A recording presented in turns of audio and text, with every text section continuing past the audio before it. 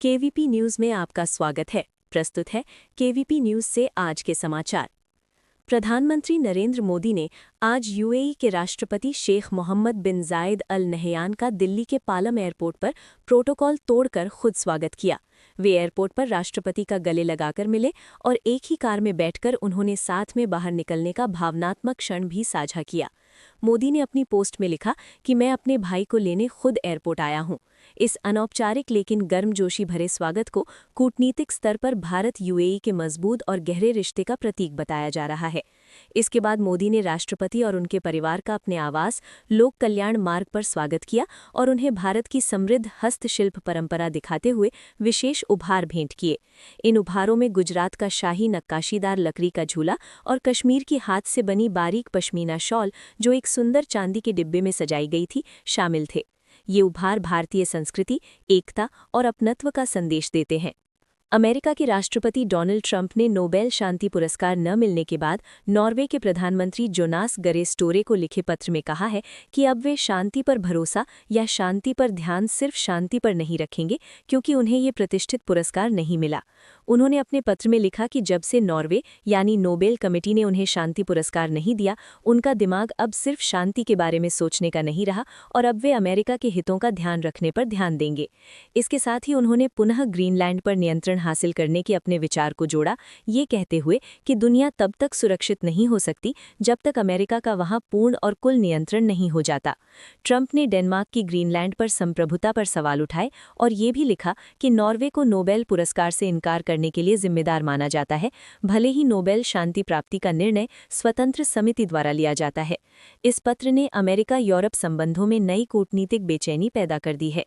प्रधानमंत्री नरेंद्र मोदी को अमेरिका के राष्ट्रपति डोनाल्ड ट्रंप की ओर से गाजा के लिए बनाए गए नए अंतर्राष्ट्रीय शांति निकाय बोर्ड ऑफ पीस में शामिल होने का औपचारिक निमंत्रण भेजा गया है। इस बोर्ड का उद्देश्य गाजा संघर्ष के बाद वहां स्थायी शासन, व्यवस्था और पुनर्निर्माण को आगे बढ़ाना बताया जा रहा है और इसे ट्रंप की व्यापक 20 बिंदु शांति योजना का अहम हिस्सा कहा जा रहा है।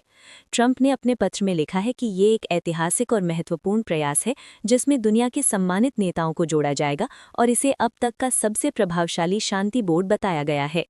हरिद्वार के कनखल स्थित शंकराचार्य मठ में आज संत समाज ने शंकराचार्य स्वामी अविमुक्तेश्वरानंद सरस्वती के समर्थन और प्रशासन के खिलाफ विरोध प्रदर्शन किया।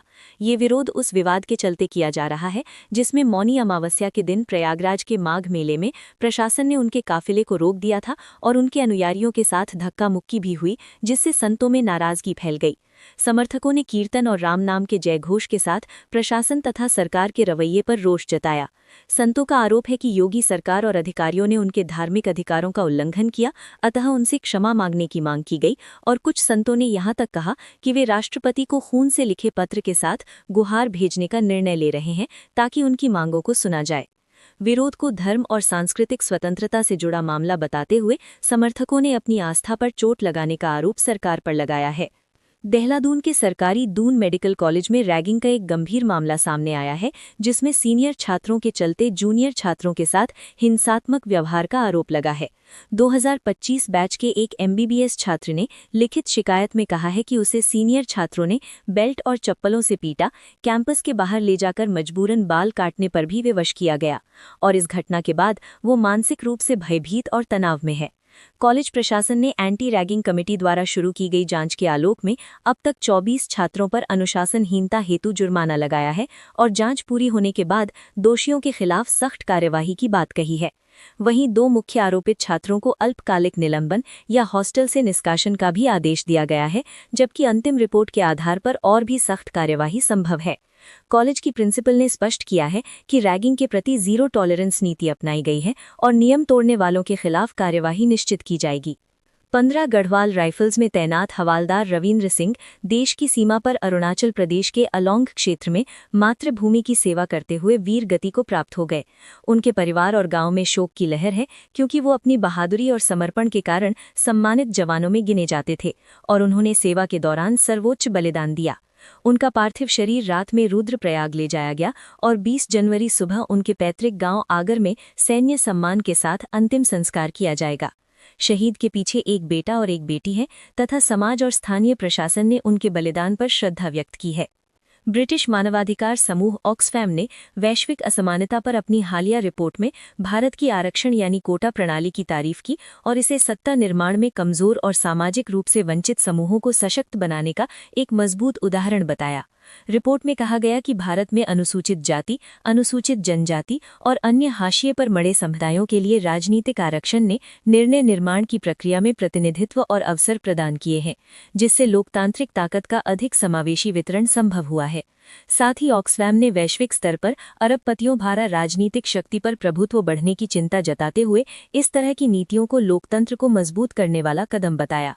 प्रख्यात संगीतकार AR रहमान के हालिया सांप्रदायिक बयान पर सोशल मीडिया और मनोरंजन वर्तुल में जारी बहस के बीच उनके परिवार ने भी खुलकर प्रतिक्रिया की।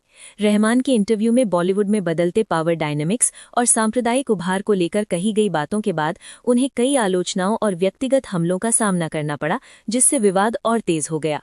इस विवाद के बीच रहमान की बेटियां खतीजा और रहीमा रहमान ने मलयालम संगीतकार कैलाश मेनन का एक पोस्ट साझा कर अपने पिता का समर्थन किया, जिसमें लिखा था कि उनके विचार से असहमत होना जायज़ है, लेकिन उन्हें अपमानित या उनका चरित्र नष्ट करने की कोशिश करना गलत है। इसमें यह भी कहा गया कि रहमान जैसे दिग्गज कलाकार को अपनी बात रखने का अधिकार है और आलोचना सम्मान के साथ होनी चाहिए, न कि व्यक्तिगत हमलों के माध्यम से। खदीजा ने मेनन के नोट पर ताली, आग, 100 और दिल के इमोजी के साथ अपनी सहमति जताई और इसे अपनी इंस्टाग्राम स्टोरी पर भी साझा किया, जबकि रहीमा ने भी इसी पोस्ट को रीशेयर कर पिता के समर्थन में अपनी आवाज़ उठाई। इस कदम से ये संदेश गया कि वो अपने पिता के साथ खड़ी हैं और ऐसे विवादों में सम्मानजनक चर्चा को बढ़ावा देना चाहती हैं। बॉलीवुड की मशहूर सिंगर और इंडियन आइडल जज नेहा कक्कड़ ने अपने फैंस और मीडिया को चौंका दिया है, जब उन्होंने अपने प्रोफेशनल व पर्सनल जीवन की सभी जिम्मेदारियों से ब्रेक लेने का ऐलान किया। इंस्टाग्राम स्टोरी में नेहा ने लिखा कि वो फिलहाल काम, रिश्तों और हर तरह की जिम्मेदारी से दूरी बना रही हैं और ये भी कहा कि उन्हें नहीं पता कि वो वापस लौटेंगी या नहीं, जिससे उनके प्रशंसकों में चिंता फैल गई। उन्होंने विशेष रूप से पैपराजी और फैंस से अनुरोध किया कि वो इस दौरान उनकी फोटो या वीडियो न खींचे और उन्हें शांति और व्यक्तिगत स्पेस दें, ताकि वो बिना कैमरों के स्वतंत्र रूप से जी सकें। ये पोस्ट थोड़ी देर बाद हटाए भी गए, लेकिन सोशल मीडिया पर पहले ही इसकी खूब चर्चा हो चुकी है। विराट कोहली ने न्यूजीलैंड के खिलाफ तीसरे वनडे में शानदार शतकीय पारी खेलते हुए नंबर 3 पर सबसे ज्यादा रन बनाने का रिकॉर्ड अपने नाम किया। उन्होंने इंडोर में खेलते हुए 124 रन की पारी में नंबर 3 पर कुल 12,676 रन बनाकर पुराने रिकॉर्ड होल्डर रिकी पॉन्टिंग को पीछे छोड़ा, जो इस पोजीशन पर 12,662 रन बनाते थे। इस बलिस्टिक पारी के बावजूद भारत श्रृंखला में 2-1 से हार गया, लेकिन ये रिकॉर्ड कोहली की विश्व स्तरीय स्थिरता और महानता का एक और उदाहरण बन गया।